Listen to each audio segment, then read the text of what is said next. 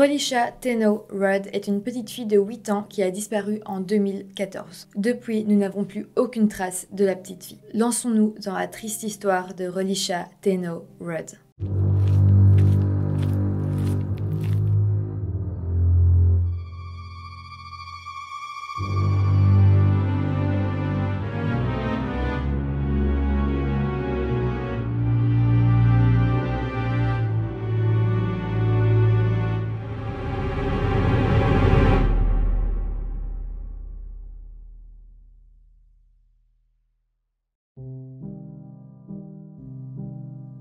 Hello tout le monde, alors pour cette vidéo on va parler d'un cas très mystérieux. Je trouve ça important aussi de parler des cas qui n'ont pas été résolus du tout parce que ça mobilise des gens et puis l'histoire se fait connaître et peut-être qu'un jour comme ça l'histoire sera résolue. Donc Relisha est née le 29 octobre 2005 dans la ville de Washington aux USA. C'est une petite fille afro-américaine qui vit avec sa maman Shamika Young et ses 3 autres frères. Elle vit donc dans la ville de Washington dans le DC General Shelter. C'est un ancien hôpital désaffecté qui a été transformé en maison pour personnes sans abri ou personnes sans papier. En grandissant, Relisha va se lier d'amitié avec le concierge qui s'appelle Khalil Tatum qui a fait de la prison quand il était plus jeune. Donc l'homme a 51 ans. Il a été emprisonné de 1993 à 2003 puis de 2004 à 2011. Ses délits principaux c'était des vols ou alors il rentrait par effraction chez des gens ou dans des magasins toujours dans le but de voler. Relisha est très amie avec Tatum, donc le concierge,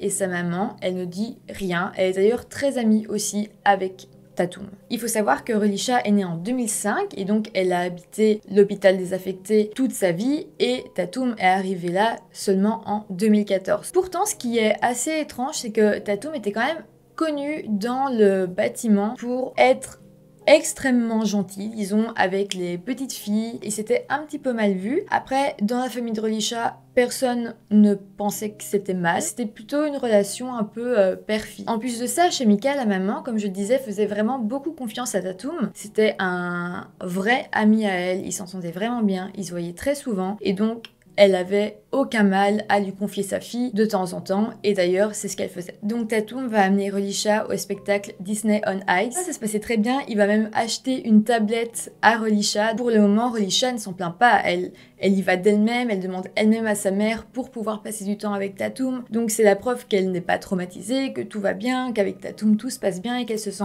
elle aussi en confiance. Un jour, Tatum va annoncer à Shamika, donc la maman de Relisha, que sa grand-mère est fort malade et qu'il aimerait bien prendre Relisha avec lui pour aller voir sa grand-mère. Il aime bien passer du temps avec Relisha et ce serait moins compliqué pour lui de voir sa grand-mère malade si il a aussi Relisha à côté de lui, il pourra s'occuper d'elle, etc. Donc ça lui changera un peu les idées et ça l'aiderait beaucoup. Donc Shamika dit oui, pas de souci, aucun problème, vas-y, je te donne le feu vert. Les choses réellement bizarres vont commencer en février 2014 parce que Relisha va complètement arrêter d'aller à l'école. Le fait que Relisha n'aille plus à l'école, ça va quand même beaucoup inquiéter ses professeurs et l'administration de l'école. Donc ils vont téléphoner à la maman de Relisha qui va leur fournir un mot écrit. Elle va écrire à l'école comme quoi sa fille Relisha est malade et qu'elle a été confiée au docteur Tatum. Donc les professeurs et l'administration de l'école, ils reçoivent ça et ils sont pas dupes, ils vont demander à la maman de Relisha de donner le numéro de ce docteur Tatum. L'école va téléphoner à ce docteur Tatum et il va répondre, il va être bien gentil, il va confirmer ce qu'a dit la maman de Relisha et ils vont convenir d'un rendez-vous pour se voir et pour parler du cas de Relisha. On va arriver au jour du rendez-vous où un employé de l'école est censé rencontrer le fameux docteur Tatum qui ne se présentera pas. Donc là, l'école s'en doutait un peu et un employé va directement appeler la police. Ça, c'est une super nouvelle parce que la police va prendre cette histoire très au sérieux directement. C'est important d'en parler, je pense, mais aux États-Unis, souvent, c'est beaucoup moins pris au sérieux les disparitions de personnes afro-américaines ou de personnes qui sont moins aisées. Enfin voilà, les personnes dans les centres, par exemple, pour personnes sans papier ou dans les centres simplement pour les sans-abri. C'est pareil au niveau des médias, que ce soit même ici ou aux États-Unis ou partout dans le monde. Remarquez, mais c'est toujours beaucoup plus médiatisé quand, par exemple, c'est une jeune fille blonde, blanche qui va disparaître. Et ça, c'est vraiment, vraiment affreux, horrible. En tout cas, ce n'est pas le cas de Relisha parce que la police va prendre son cas extrêmement au sérieux dès le début. Donc là, on est le 19 mars 2014. La police métropolitaine du district de Columbia va lancer un avis de recherche pour Relisha. Ils vont aussi lancer une enquête sur toutes les personnes qui ont disparu un mois avant cette date, vu que ça faisait un mois que Relisha n'avait pas été à l'école. Ici, par chance, on va trouver 2 enregistrements de vidéosurveillance qui ont enregistré un moment entre Tatum et Relisha. Le premier date du 26 février 2014, donc on a beaucoup de chance que les images avaient été encore gardées. Ça va se passer dans un couloir d'un Holiday Inn Express, une sorte d'hôtel où ça coûte vraiment pas cher. On va les voir là, tous les deux, dans le couloir. Et ça nous permet de savoir que le 26 février, Relisha était en vie et qu'elle était avec Tatum. Aussi, on sait qu'ils étaient toujours dans la ville de Washington, notamment dans le nord-ouest de Washington, parce que c'est là que situait l'hôtel. Le deuxième enregistrement qu'on va retrouver date du 1er mars 2014. On est toujours dans le même genre d'hôtel, toujours une espèce d'hôtel Formule 1 où ça coûte pas cher, et cette fois-ci, on est dans le nord est de la ville de Washington. Encore une fois, sur la caméra de surveillance, il se passe rien de fou. Ils sont simplement dans un couloir et vont rentrer ensemble dans une chambre. Ces images sont les dernières images de Relisha. Après ça, on n'aura plus jamais rien sur Relisha. Le 2 mars 2014, donc le lendemain, il y a une caméra de surveillance qui montre Tatum acheter une pelle, de la chaux et des très gros sacs poubelles. À partir de là, la police ne trouve plus rien. Ils ont ces vidéos-là et on va essayer de savoir ce qui a pu se passer et où est Relisha. Est-ce qu'elle est vivante? Est-ce qu'elle est décédée? Est-ce qu'elle est cachée? On ne sait pas. La police va essayer de le découvrir. En parallèle, Tatum, il est marié, il a une femme qui s'appelle Andrea. Et sa femme, Andrea, a été retrouvée morte, blessée à la tête, donc elle avait reçu une balle en pleine tête dans le comté de Prince George, dans le Maryland. Andrea, on a pu voir qu'elle avait été assassinée le 19 mars 2014. Donc le 19 mars 2014 correspond au jour où on a lancé l'enquête pour la disparition de Relisha. Aussi, rappelez-vous, le 1er mars 2014, sur la caméra de surveillance où on voit Tatum et Relisha ensemble, ils sont donc dans le nord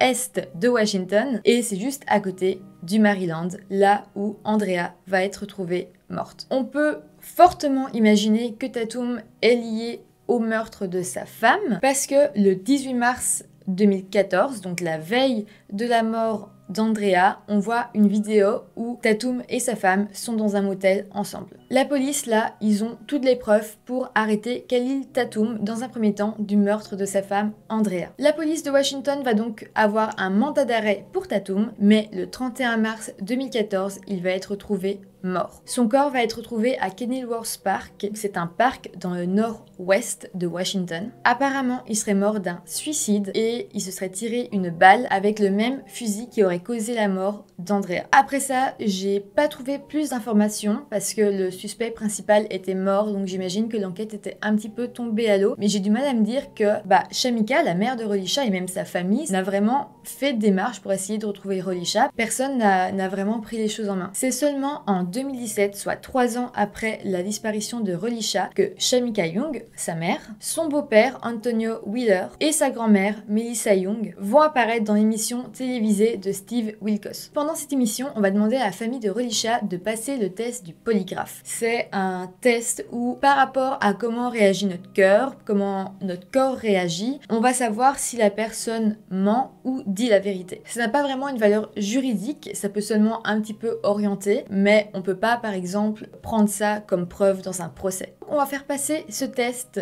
au beau-père et à la grand-mère de Relisha et on va leur poser une question. On va leur demander: avez-vous participé d'une manière ou d'une autre à la disparition de Relisha? Tous les deux, leur réponse va être non. Et le polygraphe va montrer qu'ils disent la vérité. Ensuite va venir le tour de la mère de Relisha, donc Shamika, de passer le test du polygraphe et elle va tout simplement refuser de passer le test.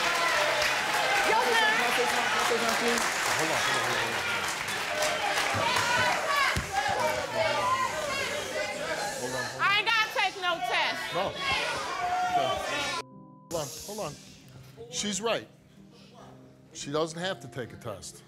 You don't have to take a test, but you're not eliminating yourself as a suspect in the disappearance of your daughter. C'est super mystérieux, on n'a pas plus d'informations, c'est un cas complètement irrésolu, mais il y a quand même quelques théories. Je vais vous citer celle que j'ai trouvées comme en premier et celles qui ressortent le plus. Donc j'ai l'impression que c'est les théories que les gens soutiennent le plus. La première théorie, et c'est celle que soutiennent les autorités, c'est la théorie du proxénétisme. On pense que Tatum faisait partie d'un trafic sexuel de jeunes filles et que donc il aurait pris Relisha avec lui et l'aurait emmené dans divers hôtels, le genre d'hôtel où en tout cas, on les a vus sur les caméras de surveillance. C'est le genre d'hôtel où souvent on fait venir des prostituées. C'est une forte possibilité que Relisha, en fait, voyait des hommes pendant qu'elle était dans ses chambres d'hôtel. D'ailleurs, pendant une interview accordée au Washington Post, un haut responsable des forces de l'ordre va parler de ça et va expliquer que Tatum aurait peut-être même tué sa femme parce qu'elle aurait découvert ce business et donc l'aurait tuée pour qu'elle ne parle pas aux autorités. Cette théorie n'explique pas vraiment où est Relisha, si elle serait toujours vivante ou non, mais en tout cas, ça peut expliquer un peu ce qui s'est passé. Il y a une autre théorie qui est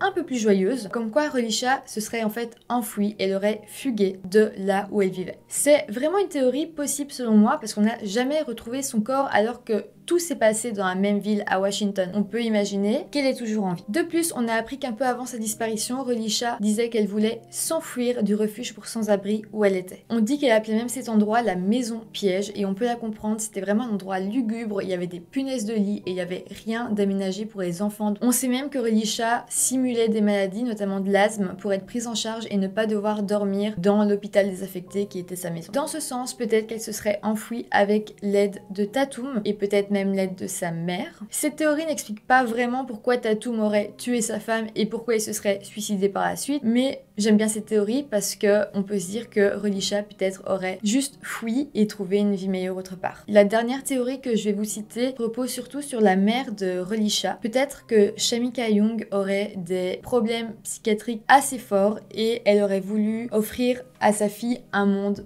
meilleur qui aurait été la mort. On pense qu'elle aurait comme fait un pacte avec Tatum pour que Tatum fasse le sale boulot et tue sa fille. Cette théorie se base surtout sur des posts Facebook qu'on a pu relever de Shamika où on sent que ça ne va pas très bien pour elle. Parfois, j'aimerais que ma mère ne m'ait pas faite. Et parfois, je me demande combien de personnes veulent me voir morte. Et parfois, je me demande pourquoi j'ai des enfants.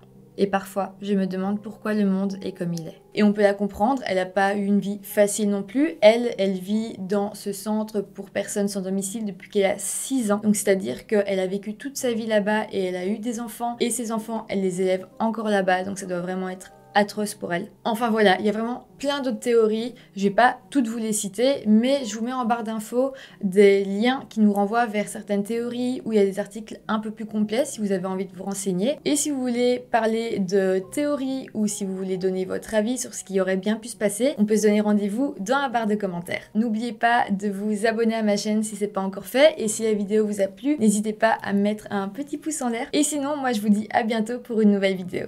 Bye!